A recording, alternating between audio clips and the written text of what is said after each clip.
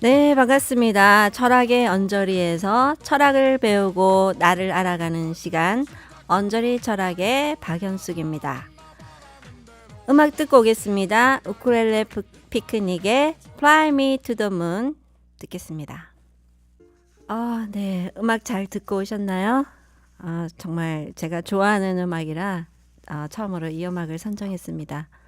아, 자, 오늘 제가 이 시간을 철학 시간으로 좀 구성을 제가 처음 시작을 하게 됐는데요. 그 이유는 제가 나이가 들면서 저의 삶에 대해서 좀 의문이 생기고 그래서 좀 알고 싶고 공부를 하게 됐습니다. 그래서 철학 공부를 좀 했는데 재미가 있더라고요. 그래서 제가 좀 더 공부를 더 열심히 하고 더 많이 좀 배워가자라는 그런 마음으로 이 프로그램을 만들었고요. 우리 같이 함께 공부하면서 좀 의미 있는 시간들을 가져봤으면 좋겠습니다. 오늘 제가 같이 공부하고 싶은 철학자는 쇼펜하우어인데요.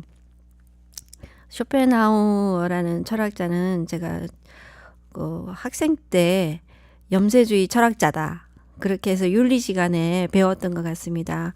그렇게만 알고 있었는데 제가 한 5년 전에 이 철학자의 그 책을 한 권을 읽게 됐어요. 책 이름은 쇼펜하우어의 인생론이었는데 제가 그 책을 읽다가 울었어요. 중간에. 그냥 별로 울만한 감성적인 책은 아니었는데 그 책에서 말하는 그 내용들이 뭔가 제 마음 그 당시에 가지고 있었던 제 삶에 대한 어떤 뭐랄까 존재에 대해서 제가 가지고 있었던 그런 허무함이라고 해야 되나요? 좀 풀 수 없었던 것들을 이분이 좀 얘기를 하고 있어서 그게 좀 고맙기도 하고 그래서 공감이 돼서 눈물이 났었습니다. 그 문장 그분의 책이 어느 부분이었었냐면요. 그때 그 책을 읽는데 그분이 계속 얘기하는 부분들은 어떤 삶이라는 것은 좀 그렇게 희망적이고 행복한 것은 아니다. 그렇게 얘기하지만 나중에 그분이 얘기할 때 하지만 용기를 내어서 살아가라 뭐 이렇게 얘기를 하는 거예요. 그 망망한 파도에 세상의 파도에 힘줘서 노를 저어서 나아가라. 그 문장을 이제 만났을 때 울컥해가지고 제가 눈물을 흘렸는데요. 그때 상당히 힘이 됐었습니다. 사실 제가 그 뒤로 철학 공부를 하면서 이 쇼펜하우어라는 철학자는 잘 다루어지지를 않더라고요. 알고 보니까 이제 이분의 어떤 개인적인 철학의 범주라고 해야 되나요? 이제 그런 부분이 조금은 이제 개인적인, 그러니까 이렇게 철학이 요즘에 이제 보니까 좀 정치적인 사회 변화에 관계되는 철학이고 또 개인의 문제에서 좀 조언을 얻을 수 있는 그러한 철학의 범주가 좀 있는 것 같은데 제가 볼 때는 쇼펜하우어 이분은 좀 아직 사회적인 문제보다는 한마디로 어떤 존재론적이고 윤리적인 이제 그런 부분만 좀 다뤄서 그러지 않았나. 요즘에 현대 철학자들은 사회 문제에 대해서 굉장히 많은 말들을 하더라고요. 그래서 아마 이분이 다루지지 않은 이유가 아닐까 이런 생각을 하게 됐습니다. 이렇게 해서 제가 왜 쇼펜하우어를 먼저 이제 같이 공부하게 되는지 설명을 잠깐 드렸습니다. 그러면 쇼펜하우어라는 분의 어떤 생애를 간단하게 한번 말씀을 드려볼게요. 제가 좀 알아봤는데요. 은행가인 아버지하고 작가인 엄마 사이에서 태어나셨대요. 그래서 부유하게 생활을 했는데 그렇게 행복한 생활을 보내지 못했다고 합니다. 부모님들이 좀 사이가 좋지가 않았대요. 하지만 이제 아버지가 자식 교육에 관심이 많아서 또 청년기에 여행을 보내줬다고 합니다. 여행을 가면은 이제 세상을 견문을 넓히라고 여행을 보내줬는데, 쇼펜하우어가 스위스라든지 여러 군데 이렇게 여행을 다니면서 그곳에서 만나는 사람들의 어떤 고통과 비애 이런 것들을 많이 알게 됐다고 해요. 그래서 거기서부터 이 사람은 좀 세상에 대한 어떤 비관적인 그런 철학적인 사조가 아마 물들지 않았을까, 생기지 않았을까, 이제 그렇게 추측을 한다고 합니다. 그리고 아버지가 돌아가신 후에 엄마하고 관계가 안 좋았는데, 이분이 엄마하고의 관계가 안 좋아서 그랬는지 모르지만 계속 여성들을 그렇게 좋아하지 않았다고 해요. 그 여성을 어떤 불행의 권원으로 보고 거짓말 좋아하고 낭비벽이 있고 막 그런 게 여성이고, 신체적으로 어떤 노동을 하기에는 어울리지 않는 그런 신체를 가졌다. 그러면서 이분은 독신으로 생활을 했다고 합니다. 그리고 결혼이라는 것은 뭐 권리를 반으로 줄이고 의무는 2배로 늘리는 것이다. 그런 말도 했다고 해요. 결혼을 하고 나니까 어느 정도 좀 공감은 되는 말이죠. 그리고 이분이 그 남자들이 여자를 이제 아름답게 보는 것은 성적인 충동으로 판단력이 흐려진 그런 남자들만이 여자라는 존재를 아름답게 본다고 그렇게 말을 했다고 합니다. 그러니 얼마나 여성에 대해서 안 좋은 생각을 가지고 살았을까요? 그래서 평생 이분은 개하고 같이 살았다고 해요. 은둔적인 생활을 하고 그 노년에 이제 그렇게 했는데, 중년이나 그 청년 때는 또 그 철학적인 지식이라든지 어떤 성찰적인 그런 부분들이 인정을 많이 받아서 또 대학교 교수도 됐는데요. 베를린 대학에 있을 때 유명한 일화가 있습니다. 그 헤겔이라는 그 당시에 유명했던 철학자가 베를린 대학의 교수로 있었는데, 이분이 이제 자기도 엄청난 철학의 황제다 생각하고 같은 시간대에 강의를 개설을 했대요. 그랬는데 그 사람 이 쇼펜하우어의 기대에 맞추지 못하고 그 수강생들이 다 헤겔 강의만 듣고 자기 강의실에는 오지 않아서 굉장히 좌절을 했다고 합니다. 그 뒤로 헤겔을 굉장히 미워했다고 해요. 그랬는데 이 헤겔이 그 당시에는 인기가 많았대요. 헤겔의 철학이 세상이 어떤 사회적으로 뭐 발전해 갈 것이라는 그런 어떤 헤겔의 철학이 인기가 많았었는데, 그 당시에 이제 시민혁명이 있었는데 그 시민혁명이 실패로 돌아가면서 그 헤겔의 철학이 이제 인기가 사그라들고 조금 더 세상에 대해서 부정적이었던 쇼펜하우어의 철학이 인기가 많아졌다고 합니다. 하지만 이분은 이제 자기가 그렇게 명성을 날리게 되는 그 순간쯤에서 심장마비로 돌아가시게 됐다고 해요. 이분이 그래서 그 당시에 자기 철학이 굉장히 이제 인기가 있고 철학자로서 명성이 있고 엄청난 자기가 천재라고 생각했기 때문에 다른 철학자들이 자기를 시기해서 자기를 죽일지도 모른다라는 생각을 늘 갖고 있었다고 해요. 그래서 다른 사람들을 잘 믿지를 못하고 면도도 하지도 않고, 또 잠을 잘 때는 2층에서 절대 자지를 않았다고 합니다. 잘 때는 반드시 권총에 탄환을 넣어가지고 침대에 두고 잤을 정도라고 합니다.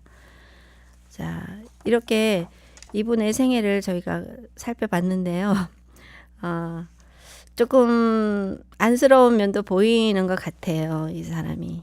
근데 그렇게 혼자서 좀 사색하고 은둔적인 생활을 했었을인지 이분의 사상이라든지 명언들을 지금 보면은 공감되는 부분들이 상당히 많습니다. 저 개인적으로는.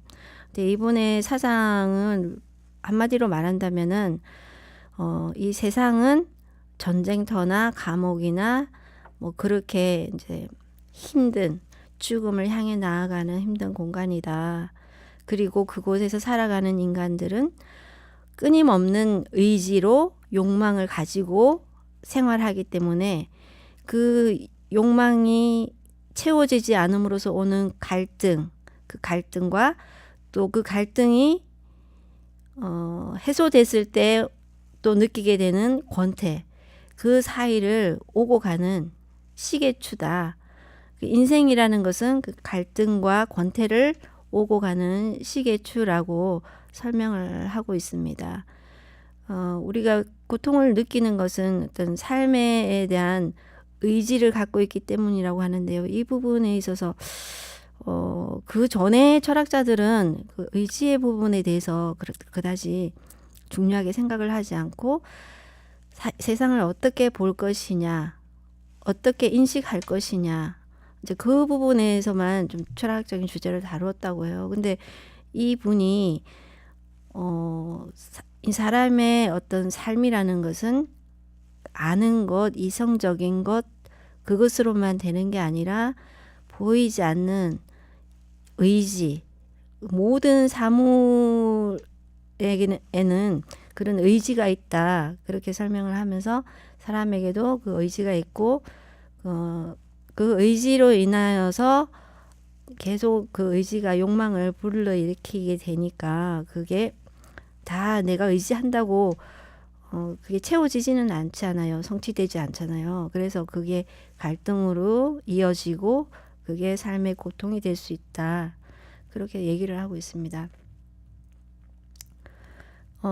그리고 그 갈등에서 잠시 벗어난 상태가 권태라고 이제 얘기를 하는데요. 사실 이 권태 얘기를 제가 그 인생론에서 제가 읽었거든요.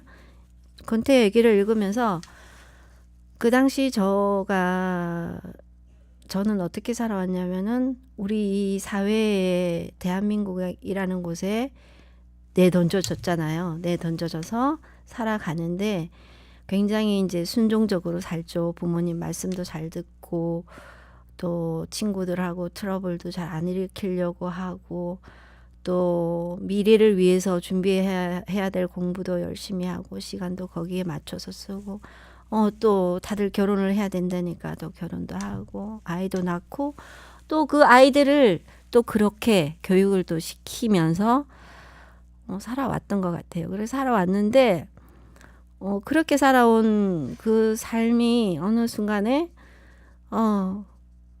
내가 죽음 앞에 있다고 생각을 했을 때는 그게 그다지 나에게 큰 의미가 아니라는 생각이 들면서 남아있는 시간들에 대해서 내가 어떻게 써야 될 것인가라는 생각을 다시 하게 됐어요. 그러니까 그 전에는 남아있는 시간은 계속 멀리 있는 시간이었죠. 지금 당장 나에게 있는 시간이 아니라 미래를 위한 시간이었어요. 내가 그 현재에 쓰고 있는 시간은. 근데 그러니까 현재는 살지 못하고 계속 미래를 준비하고만 살아야 했고 그 미래에 대한 그 불안감이 굉장히 높았어요. 뭐 개인적인 그 사람마다 다르니까 저는 그랬는데 그때 그 생각을 이제 버리고 내가 이제 나를 위해서 좀 시간을 써야 되겠다라는 생각을 이제 하게 되면서 당장 이제 할 일이 없는 거예요. 할 일이 내가 이제 주부로 애들만 키우고 살아왔는데 나를 위해서 뭘 하지를 한다고 했던 것도 같은데 뭐 할 만한 것도 없고 하고 싶은 것도 없고 그다지 의미 있는 게 없더라고요. 그래서 시간이 너무나 많이 주어졌었어요. 그래서 이 시간을 어떻게 써야 되지? 산다라는 게 이 시간을 메꾸기 위해서 사는 거야? 그런 생각이 들 정도로 그러니까 한마디로 이제 어떤 분들이 들으면 정말 배부른 소리를 한다 그 생각을 하실 거예요. 하지만 제가 그 상황에서는 그랬었어요. 그래서 시간이 너무 많아서 이렇게 그 시간을 어떻게 사용해야 될지 몰라가지고 힘들었었던 그런 순간에 책을 읽었는데 그곳에서 권태 얘기가 나오는 거예요. 그러니까 이렇게 고통을 벗어나면 이제 권태가 찾아온다. 아, 내가 애들을 어느 정도 좀 키우고 막 열심히 하려고 했던 그 순간을 내가 지나오니까 좀 이제 이런 권태기가 왔나 이런 생각이 들더라고요. 근데 인생이 주기가 다 비슷한 것 같아요. 우리가 같은 시대에 같은 공간에서 이렇게 살다 보니까 같은 제도권 속에서 움직여지고 있는 것 같아요. 그래서 대부분 그 당시에는 저에게 이제 뭐 두세 살 언니들을 만나서 얘기를 들어보면은 너무 공감되는 얘기라는 거예요. 내가 지금 너무 권태롭고 이 권태의 시기를 어떻게 보내야 나를 잘 산다고 할 수 있을까라는 그 고민을 하고 산다는 거예요. 그 어떤 인간이 갖게 되는 고독이라는 거, 그런 것을 어떻게 극복해야 될 것인지 상당히 고민을 하고 있더라고요. 그러니까 대부분의 그 여성들은 자녀 교육을 위해서 굉장히 많은 시간들을 썼던 분들이었어요. 그래서 제가 역시 이분이 철학의 황제라는 얘기를 들을 만도 하다 이런 생각이 들었고, 근데 이 권태라는 게 이분이 지금 말했던 것은 그 권태 갈등이 있고 그다음에 또 권태가 온다고 했는데 그게 반복된다고 했어요. 그것을 이제 우리가 지금 살고 있는 6일간은 노동을 하고 7일째는 저희가 이제 쉬고 있잖아요. 이제 우리의 생활 양식을 보면은 이분이 했던 말도 좀 얼추 맞지 않나 그런 생각이 듭니다. 그래서 이분이 했던 말들 중에 그러면은 그 인간이 어떻게 하면은 이 인생의 고통에서 벗어날 수 있을 것인가 그런 얘기도 했어요. 그래서 이분이 했던 얘기는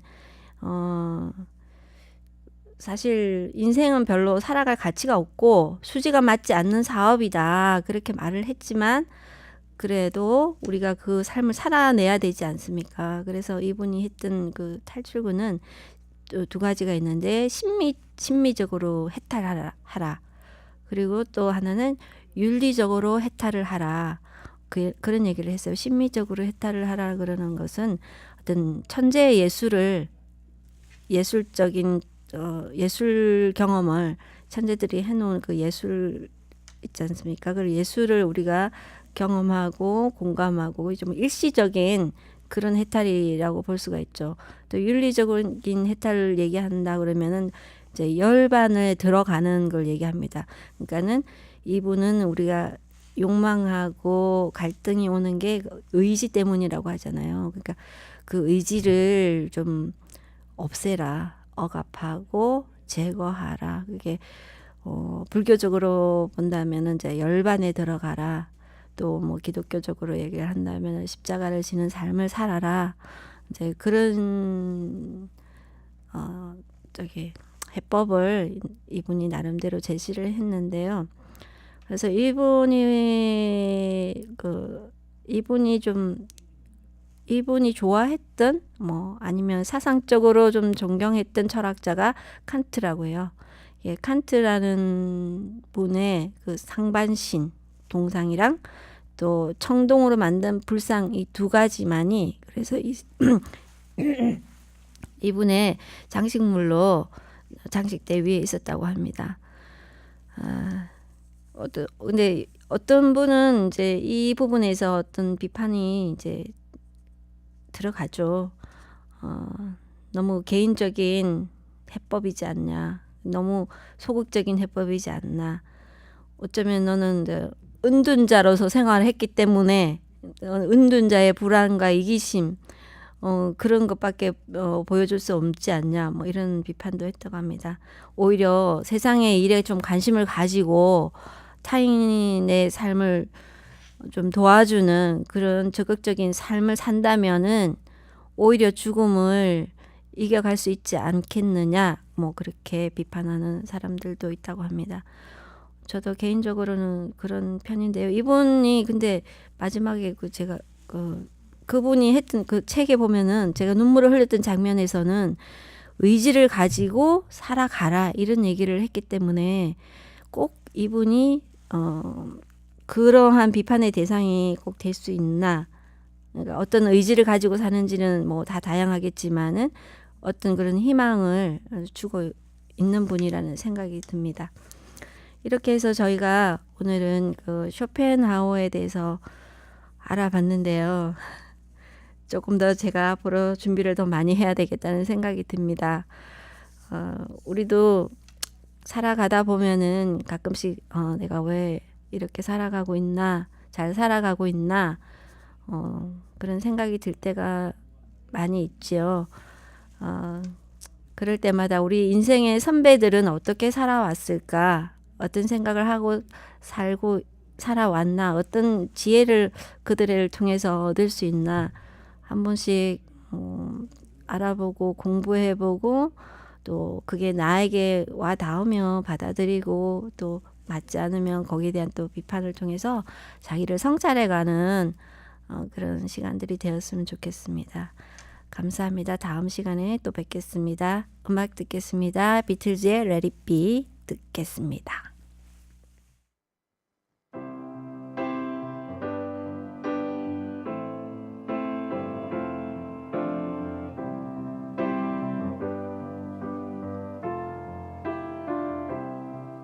When I find myself in times of trouble, Mother Mary comes to me, speaking words of wisdom, let it be.